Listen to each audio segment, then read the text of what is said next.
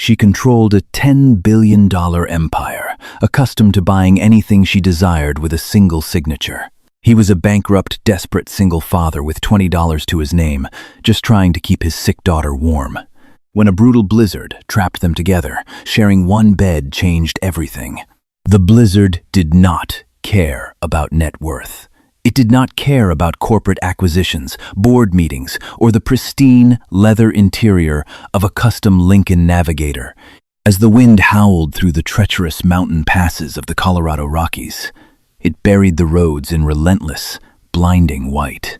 In the back seat of the SUV, Victoria Sterling, CEO of the multinational conglomerate Sterling Vanguard, checked her Cartier watch for the fourth time in 10 minutes. Her jaw was set in a hard, uncompromising line. She was 34, fiercely intelligent, and known in the financial world as a woman who could orchestrate a hostile takeover without her pulse ever rising above a resting 60 beats per minute. Tonight, however, she was losing her legendary patience. "Mitchell, we are crawling," Victoria said, her voice cutting through the quiet hum of the vehicle's heater. "If I am not in Aspen by 7 tomorrow morning, the merger with Omnicorp falls through. I need you to find a way through this." "Miss Sterling, with all due respect, there is no way through," her driver replied, his hands gripping the steering wheel so tightly his knuckles were white. "The State Patrol just closed Interstate 70. There's an avalanche warning in effect for the next 200 miles. If we don't pull off right now, we are going to be buried under 6 feet of snow." Victoria exhaled sharply, rubbing her temples. "Fine. Find the nearest hotel. Buy the whole floor if you have to. Just get us off this road." 10 miles behind Victoria's armored SUV, Thomas Gallagher was fighting a very different kind of battle. He leaned forward over the steering wheel of his rusted 2011 Honda CR-V, squinting through the frosted windshield. The car's heater had given out 30 miles ago, and the temperature inside the cabin was dropping rapidly. "Daddy, I'm cold," a small, trembling voice came from the back seat. Thomas glanced in the rearview mirror, his heart clenching painfully in his chest. His 6-year-old daughter, Lily, was buried under 3 thin blankets, her pale face barely visible. She coughed, a deep, rattling sound that terrified him. Lily had asthma, and the freezing air was a trigger they could not afford. After his tech startup collapsed 3 years ago, leaving him bankrupt and a widower, Thomas had fought tooth and nail just to keep a roof over their heads. They were moving cross-country to a small town in Utah where a junior coding job awaited him. It was their last chance at a fresh start. "I know, baby. I know," Thomas said, his voice thick with unshed tears and sheer exhaustion. "We're almost there. Just hold on a little longer." Through the blinding snow, a flickering neon sign broke the darkness. Pinecrest Haven Lodge. Vacancy. It was a decaying, rustic building that looked like it hadn't been renovated since the late 80s, but to Thomas, it looked like absolute salvation. He forced the struggling Honda into the snow-packed parking lot, killing the engine before it could die on its own. Inside the lodge's dimly lit lobby, the air smelled of stale pine needles and burning firewood. The front desk clerk, an older man with a thick gray beard, was staring at a portable weather radio. The heavy oak doors pushed open, and Victoria stepped inside, closely followed by Mitchell, who was carrying 2 sleek black leather overnight bags. Victoria brushed snow from her $4,000 Loro Piana cashmere coat, her sharp eyes scanning the drab surroundings with poorly concealed distaste. She walked directly to the counter. "I need your best suite," she demanded, sliding a heavy, black American Express Centurion card onto the scratched wood. "And I need a private dining room opened, a working landline, and your fastest internet connection." The clerk looked at the black card, then up at Victoria. "Lady, the internet went down an hour ago. The phone lines are hanging by a thread, and as for rooms..." Before he could finish, the front doors burst open again. A brutal gust of wind blew snow into the lobby, followed by Thomas. He was carrying Lily, wrapped tightly in his own worn, faded winter jacket. He was shivering violently, his boots leaving wet tracks on the worn carpet. "Please!" Thomas gasped, rushing to the counter, entirely ignoring the wealthy woman standing next to him. "My heater died. My daughter is sick. She needs to be somewhere warm. Tell me you have a room." The clerk looked between the frantic father and the icy billionaire. He sighed, pulling a single brass key from the rack behind him. "I'm sorry, folks. The highway shutdown brought everyone in. I've only got one room left. Room 12. It's a standard double." Silence fell over the lobby, broken only by the crackle of the fireplace and Lily's labored breathing.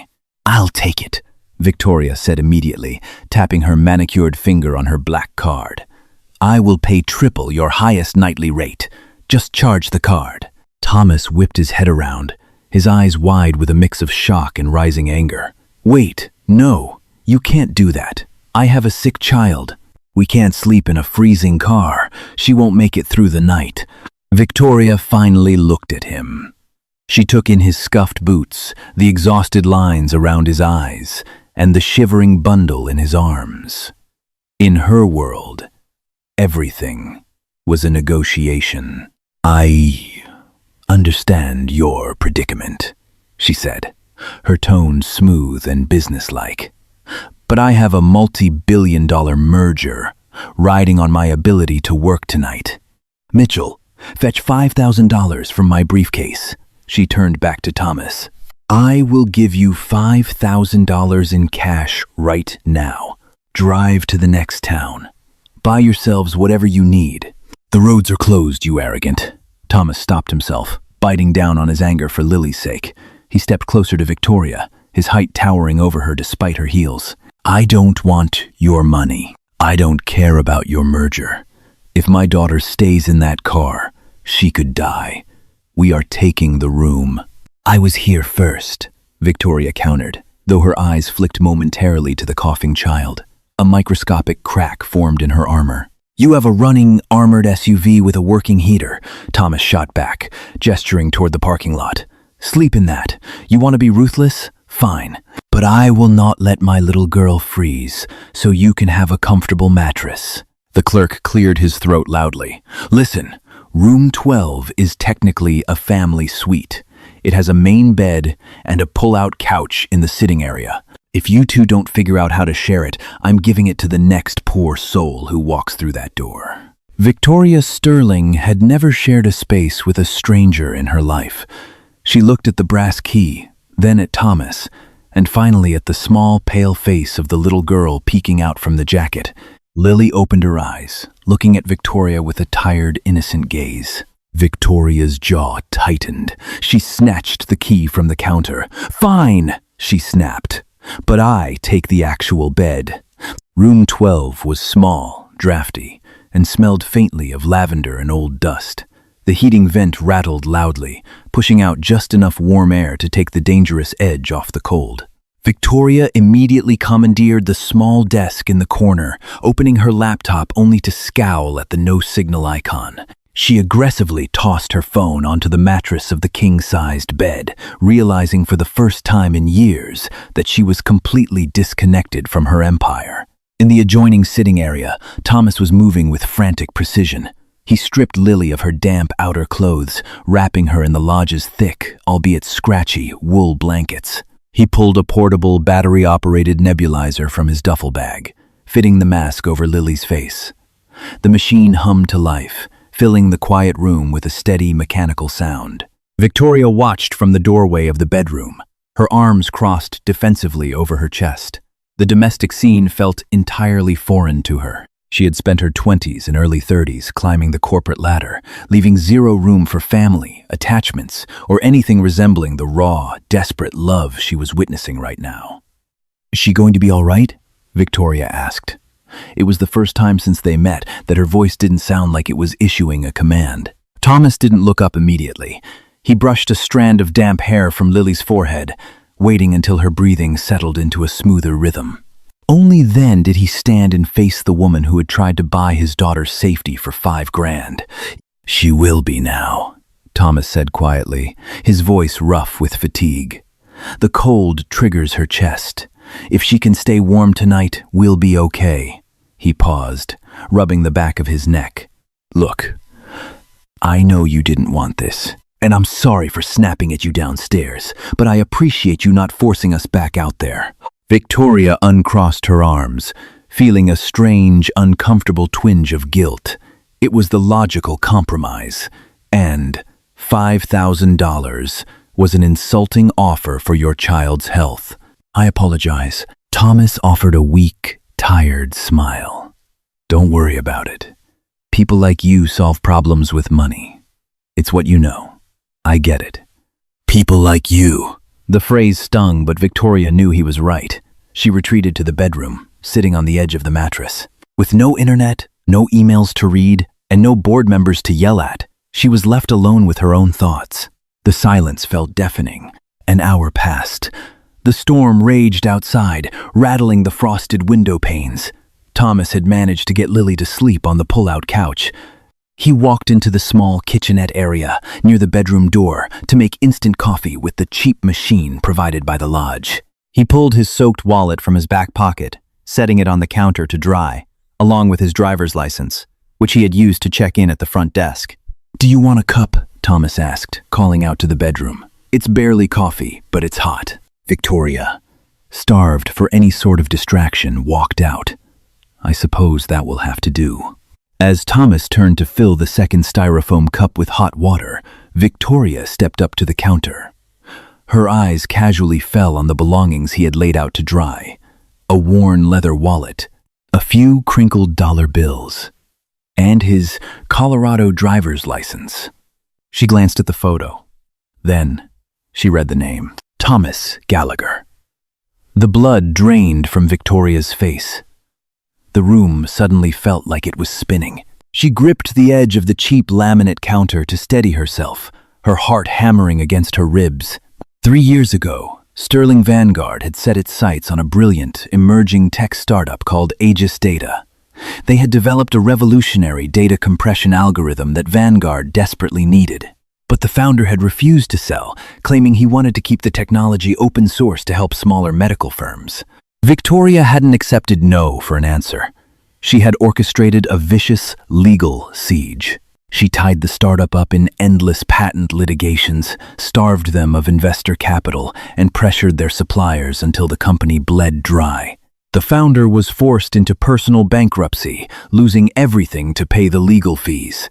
Vanguard swooped in, bought the patents for pennies on the dollar at auction, and buried the company. The founder's name was Thomas Gallagher. Victoria stared at the man pouring hot water into a styrofoam cup. This was the man her board had ruthlessly crushed. She remembered reading a brief note in a legal brief months after the acquisition. Gallagher's wife had passed away from a sudden illness shortly after the bankruptcy, reportedly because they had lost their premium corporate health insurance and couldn't afford experimental treatments. She had destroyed his life. She had driven his company into the ground, indirectly orphaned that little girl sleeping on the couch, and forced this brilliant engineer to drive a rusted car through a blizzard to nowhere. "Here you go," Thomas said, turning around and offering her the steaming cup. He stopped. He saw the way she was staring at his ID, and then staring at him. Her face was ashen, her confident, imposing aura entirely shattered. "Are you okay?" Thomas asked, his brow furrowing in confusion. "You look like you've seen a ghost." Victoria looked into the eyes of the man she had ruined. She had spent years separating her business decisions from human consequences. They were just names on spreadsheets, assets to be liquidated.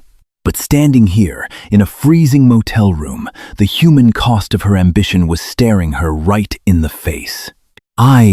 Victoria stammered, the billionaire CEO suddenly unable to string a sentence together. "I'm fine, just tired." She took the coffee with a trembling hand and retreated to the bedroom, closing the door behind her. She slid down the wood of the door until she was sitting on the floor, her mind racing. Thomas Gallagher didn't recognize her. She had been the puppet master behind the scenes. The lawyers had been his face-to-face executioners. But she knew. And as the blizzard howled outside, trapping them together for the night, Victoria realized that the universe had just locked her in a room with her greatest sin. The silence in the bedroom was suffocating. Victoria Sterling sat on the worn floral bedspread, her manicured hands trembling slightly as she stared at the frosted window. Outside, the Colorado blizzard roared, a chaotic swirl of white that mirrored the sudden violent storm inside her own mind. Thomas Gallagher, Aegis Data. The memories flooded back with agonizing clarity. 3 years ago, sitting in her sleek, glass-walled office overlooking Manhattan, she had given the order. Starve them out. Tie up their patents until they can't afford to keep the lights on. They will sell, or they will drown. She hadn't even looked up from her tablet when she said it. To her, Aegis Data was not a group of passionate engineers trying to revolutionize medical data compression. It was a stepping stone. A strategic acquisition necessary to position Sterling Vanguard for a decade of market dominance. She had never met Thomas face-to-face. She had dispatched her lead corporate attorneys, a team of sharks who specialized in legal attrition. They had buried him in injunctions. When his investors pulled out, panicked by the sudden barrage of lawsuits, Thomas had tried to fight. He had mortgaged his home, drained his savings, and poured every ounce of his life into defending his creation. But you could not fight a $10 billion war chest with passion. He was crushed. Victoria squeezed her eyes shut, pressing the heels of her hands against her temples. She had read the post-acquisition report. She remembered a single, sterile bullet point at the bottom of page 42. Founder filed personal bankruptcy. Note: spouse recently deceased. It was just data, just collateral damage in the grand game of corporate warfare. But now, the data was in the next room. The collateral damage was a 6-year-old girl with a rattling chest, sleeping on a lumpy pull-out couch because her father couldn't afford a car with a working heater.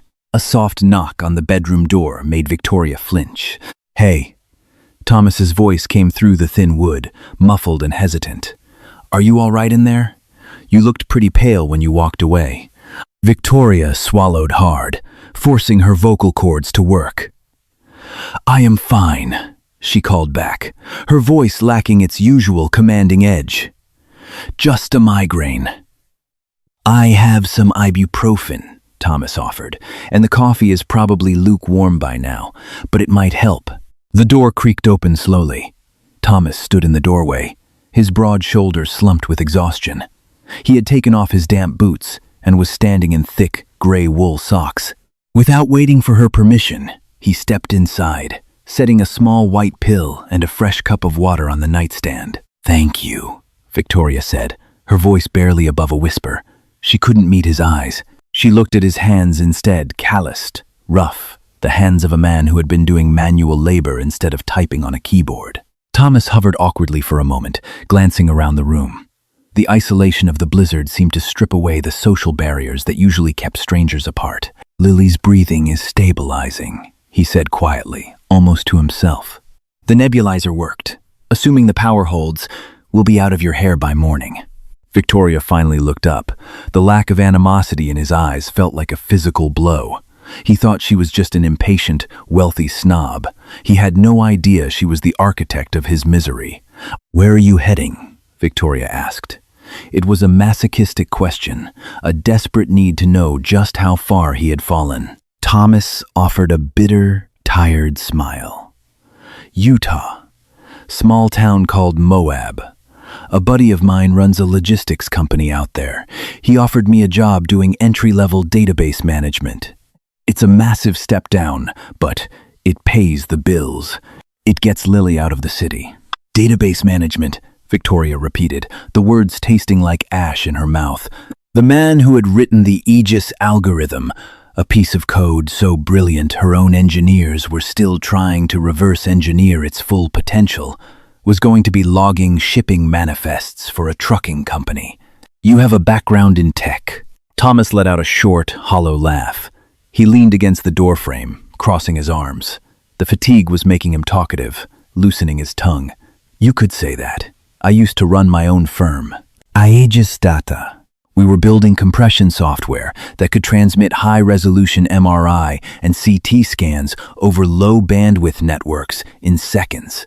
It was going to help rural hospitals. It was going to save lives." Victoria gripped the edge of the mattress. What happened? Thomas's jaw tightened, a shadow falling over his face.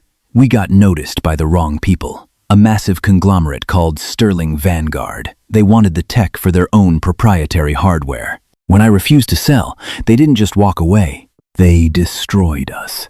He looked away, his eyes fixing on the frost creeping up the window pane. They dragged us into court on fabricated patent infringements, froze our assets. My wife, Rebecca, she had a congenital heart defect. We were managing it. But when the company went under, we lost our corporate health insurance. The stress of the bankruptcy, the lack of access to the premium care she needed. Her heart just gave out. Victoria stopped breathing. The sterile bullet point on page 42 suddenly had a name. Rebecca, a heart defect, the stress of the bankruptcy. "I'm so sorry," Victoria whispered. And for the first time in her adult life, the words were completely, devastatingly genuine. Thomas shrugged, a brittle, defeated gesture. "It's the world we live in. Sharks eat the little fish." The CEO of that company, some ruthless woman in New York, she probably never even knew my name. To her, I was just a line on a ledger. But she took everything from me.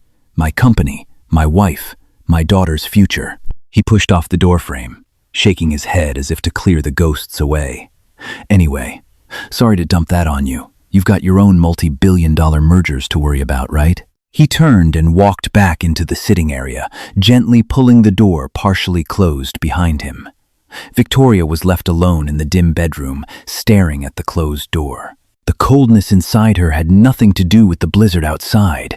She was a monster, and she was trapped in a cage of her own making. At 2:14 a.m., the storm finally won. With a loud, metallic groan from the power lines outside, the lodge was plunged into absolute, pitch-black darkness. The steady, comforting hum of the heating vent died instantly. Within minutes, the brutal mountain cold began to seep through the thin walls, dropping the temperature in room 12 at a terrifying rate. Victoria jolted upright in bed, her heart hammering. "Mitchell!" she called out, a reflex from years of having an assistant handle every crisis. But Mitchell was down the hall in another room, completely cut off. From the sitting area, there was a frantic rustling, followed by the beam of a smartphone flashlight cutting through the dark. "Damn it," Thomas hissed. The flashlight beam swept over the pull-out couch. Lily was already shivering, her small body curled into a tight ball beneath the thin wool blankets. "Hey, sweetie, it's okay.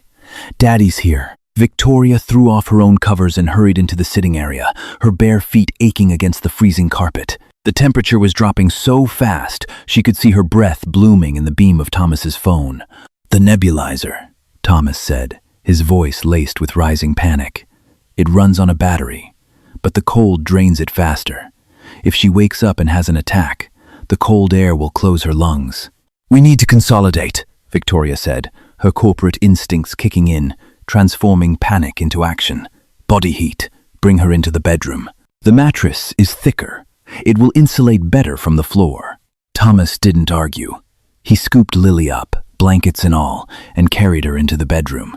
Victoria grabbed the heavy, scratchy spread from the couch and threw it over the main bed. "It's not enough," Thomas said, feeling Lily's icy hands. "These blankets are paper thin." Victoria didn't hesitate.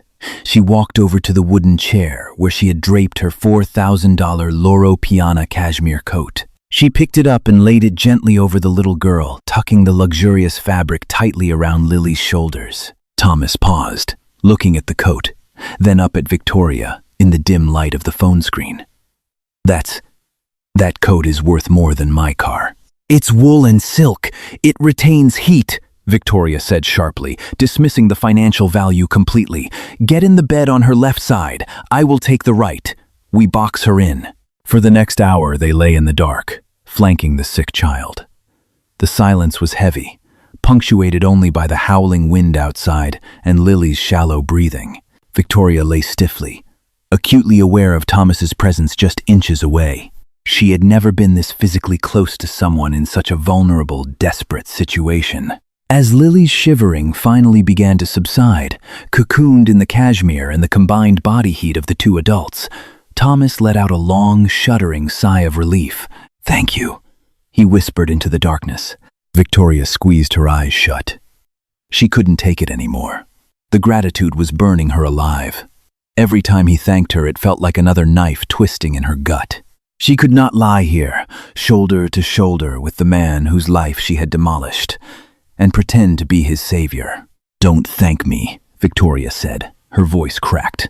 Thomas shifted, turning his head toward her. "What? You didn't have to share the bed. You didn't have to give up your coat." "Thomas," she said.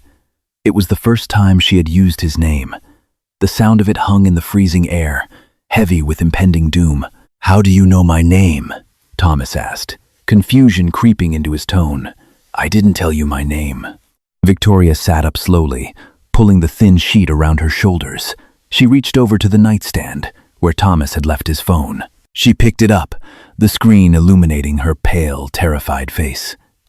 She turned the light on herself. 3 years ago, Victoria began, her voice shaking violently. Sterling Vanguard initiated a hostile takeover of a company. The board told me the algorithm was essential. I told the legal team to acquire it at any cost. Thomas froze.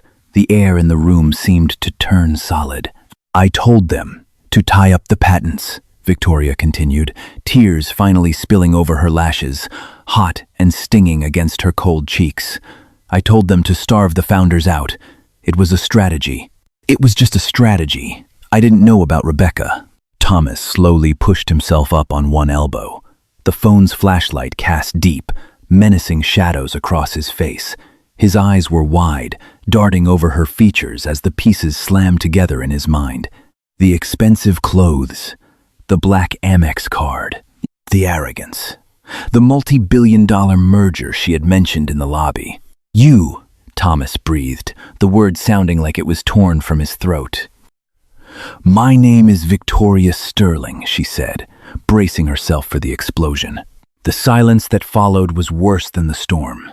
It was the silence of a man looking into the eyes of the devil who had burned his world to ash. "Get away from her," Thomas growled.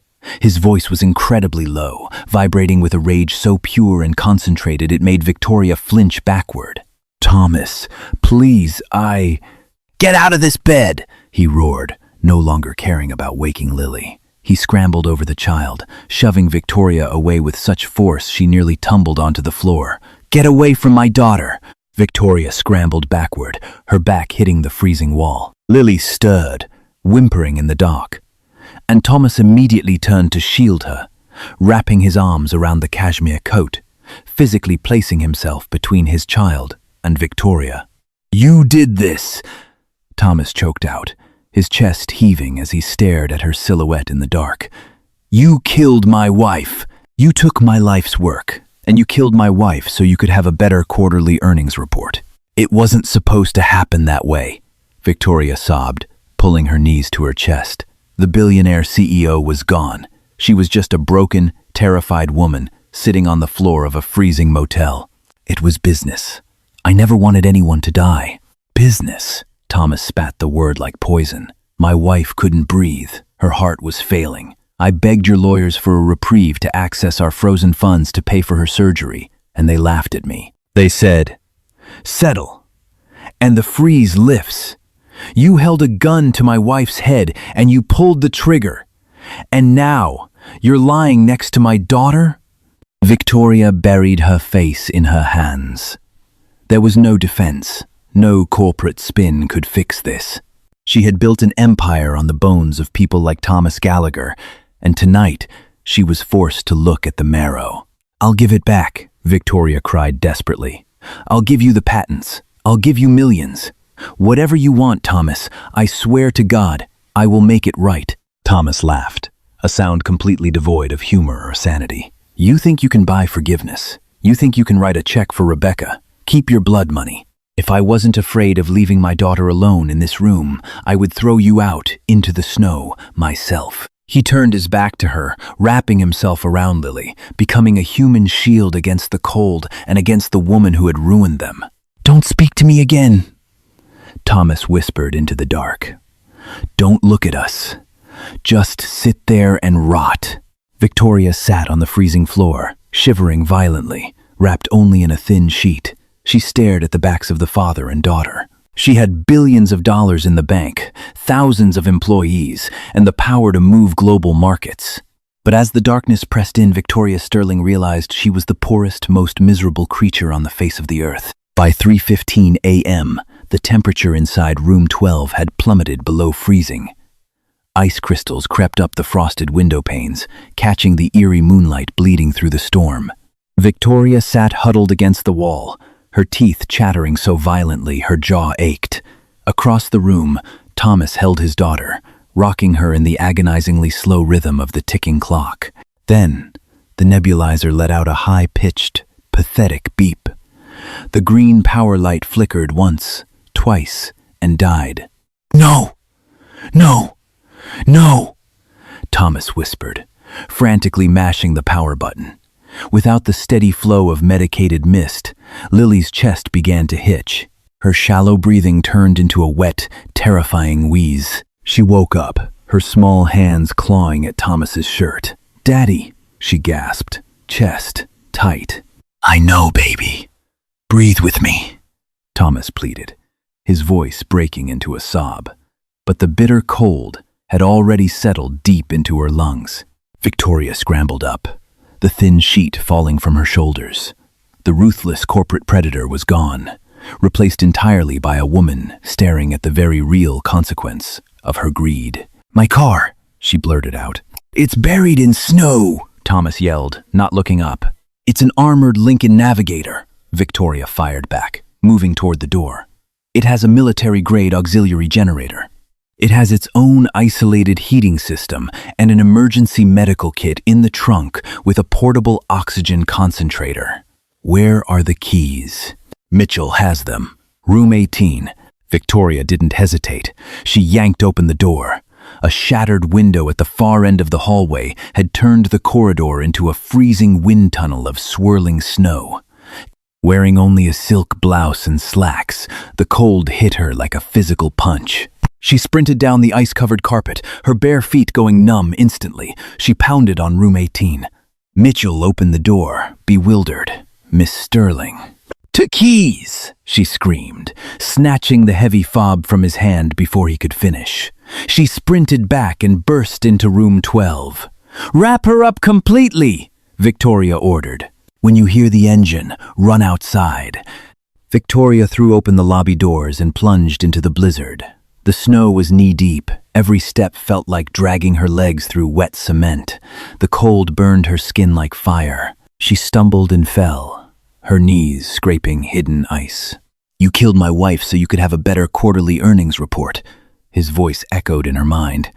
"No," Victoria choked out, pushing herself up with bleeding hands. She hit the remote starter. The massive SUV roared to life, its headlights cutting a beacon through the whiteout. Victoria climbed into the driver's seat, cranking the auxiliary heater to maximum and engaging the medical override. Moments later, Thomas plunged through the snow, carrying Lily. He threw himself into the back seat. Victoria handed him the heavy oxygen cylinder and mask over the seat. Thomas secured it over Lily's face. The soft hiss of pure oxygen filled the cabin. For 5 agonizing minutes, the only sound was the rumbling engine. Slowly, the terrifying wheeze subsided. Her breathing deepened, the blue tint leaving her lips. She slumped against her father, safe. Thomas wept freely.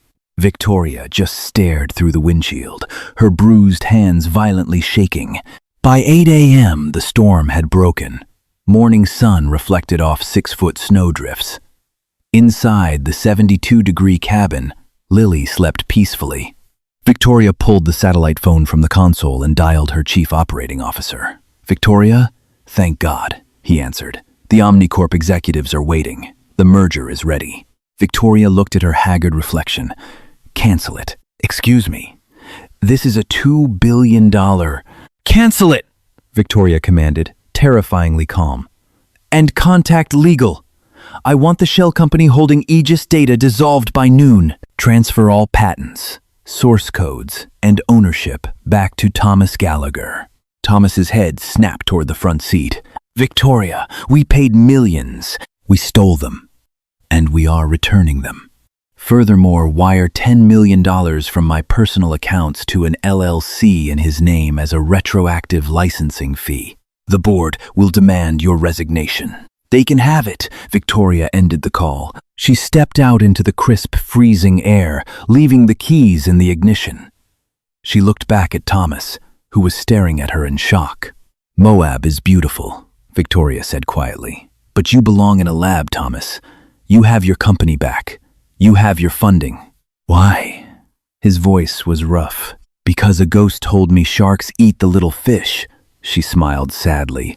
I think I'm done being a shark. Leaving her coat, her car, and her empire behind, Victoria Sterling turned up her collar and began the long walk toward the flashing lights of the approaching snowplows. Sometimes, the universe traps us with our worst mistakes to force us to fix them. Did Victoria truly redeem herself in the end, or is some damage just too deep to repair? Drop your thoughts in the comments below. If this story gave you chills, hit that like button, share it with someone who loves an epic plot twist, and subscribe for more incredible real-life dramas every single week.